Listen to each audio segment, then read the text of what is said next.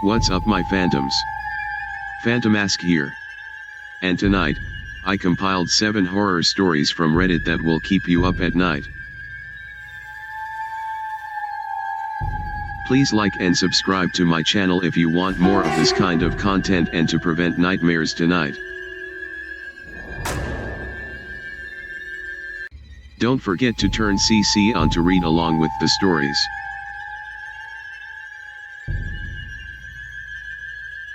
Crying Isn't Going to Help by Honest Rage.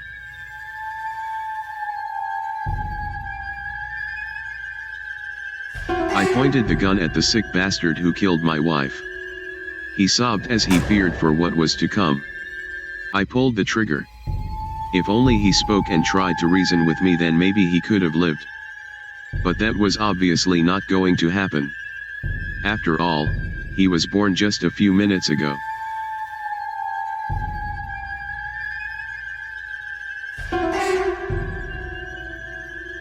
So I lost my phone. By links.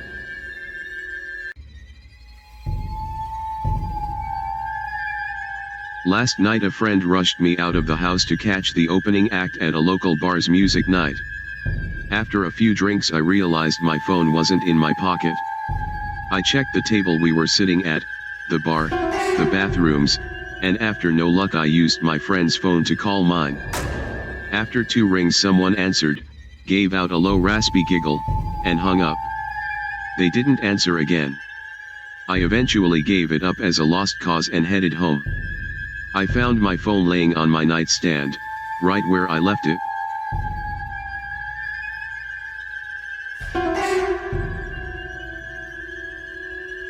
Nap in the Car by Boo.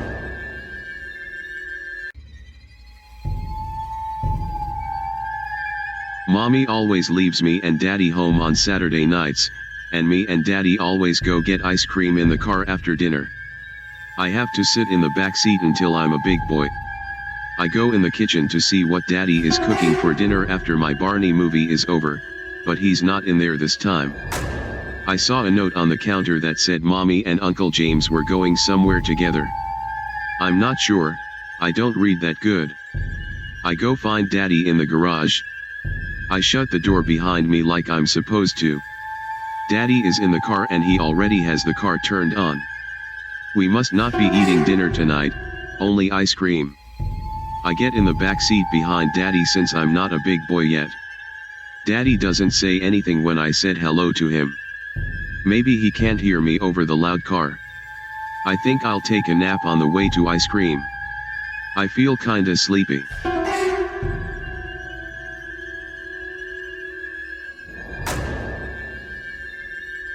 A Message from Your Personal Demons by Mr. Garm.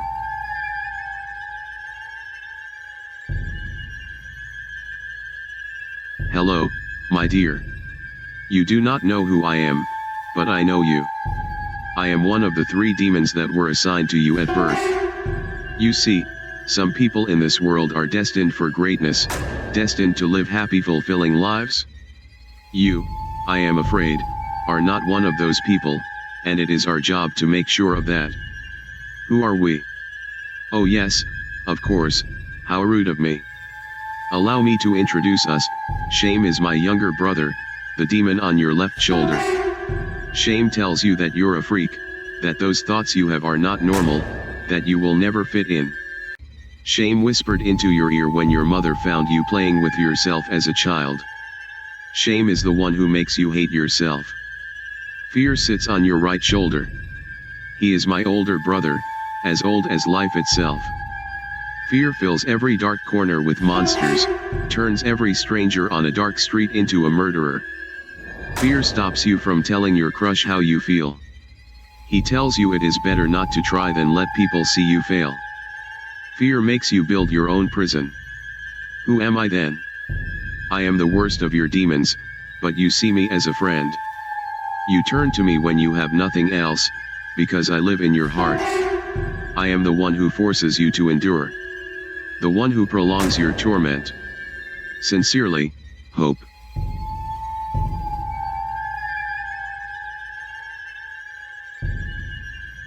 What They Don't Tell You About the Dead by Crimset.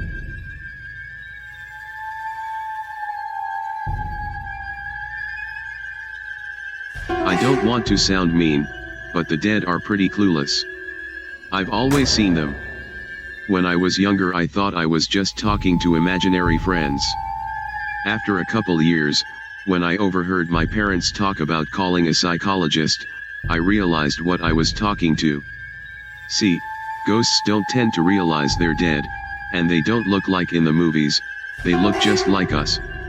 I'm pretty smart for a 13-year-old, so I started noticing certain patterns to tell them apart from the living.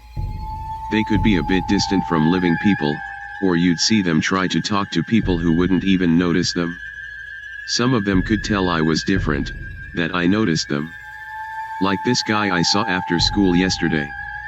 I'm a big boy now, see, I don't need my parents to pick me up, home is just a short walk away. He was standing away from the other parents, didn't talk to them, just stared at me, that's how I knew he was one of the ghosts. I went over, told him I knew what he was, and asked how I could help him. I don't remember much after that, I think because of what happened this morning. Downstairs, my parents were crying. I tried talking to them but they ignored me.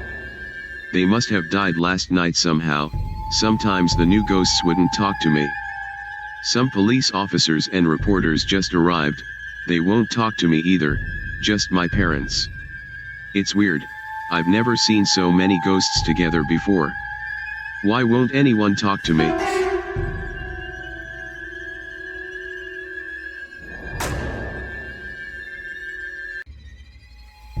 The Twist at the End by AI 1267.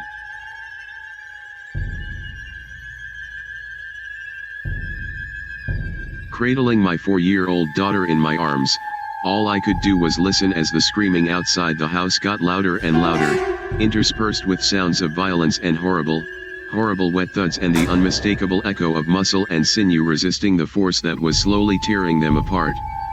It started just 3 days ago. Something happened, out there in the world, and before we even get news of what's going on, seemingly half of the world is gone. Police and military were unable to stop it, providing such a short frame of resistance it's hard to know whether it was real or just a fluke.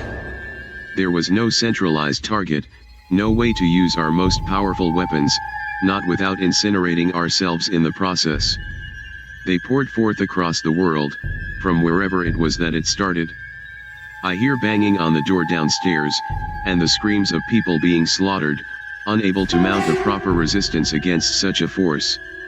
It doesn't take long before the pounding gives way to splintering and the sound of shattering wood.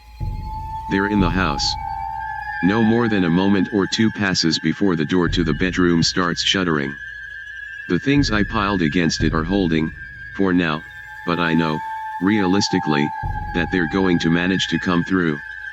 I keep rocking my little girl, humming a lullaby in her ear to calm her as she cries. The pounding grows in force and volume, the frame starting to crack.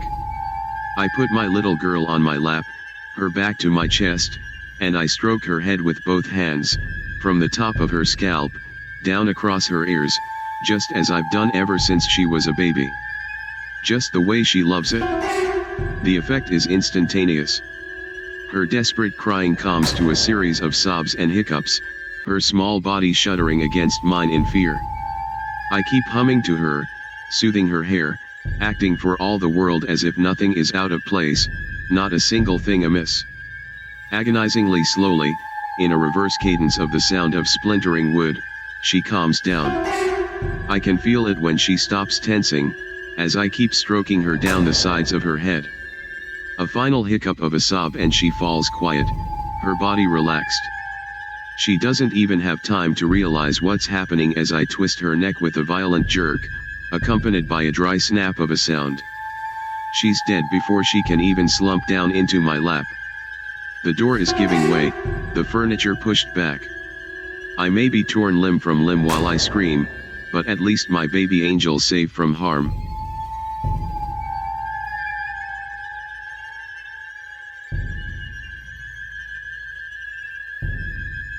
The Eyes Are Watching Me by Reclutus.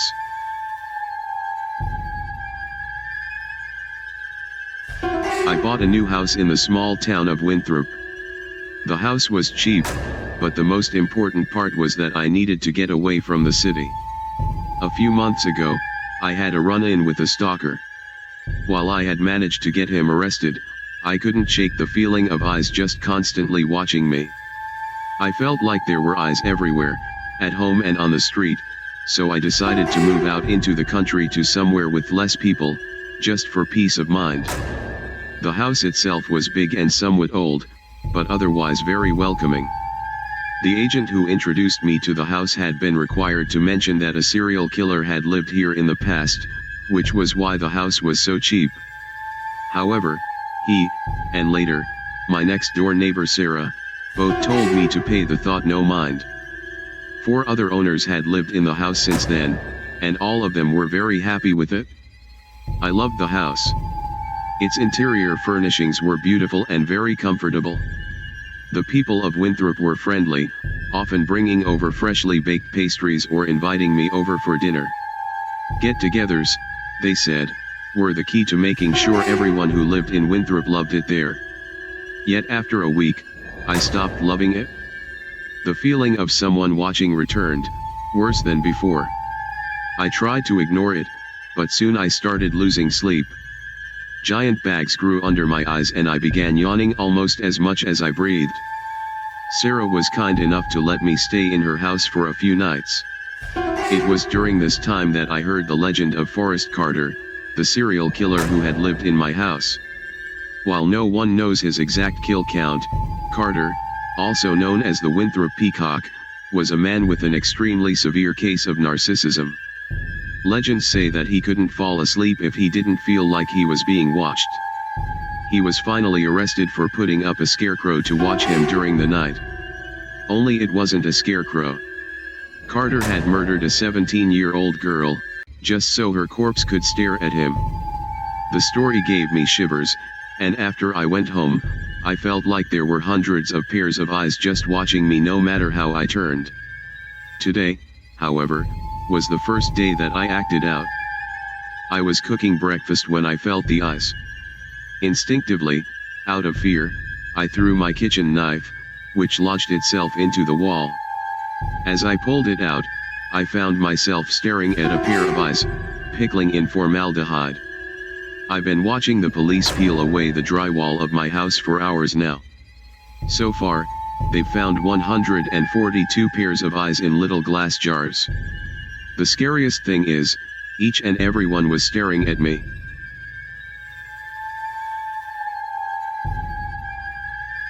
Thank you for watching. If you make it this far, make sure to subscribe and like and check out our playlist for more terrifying stories.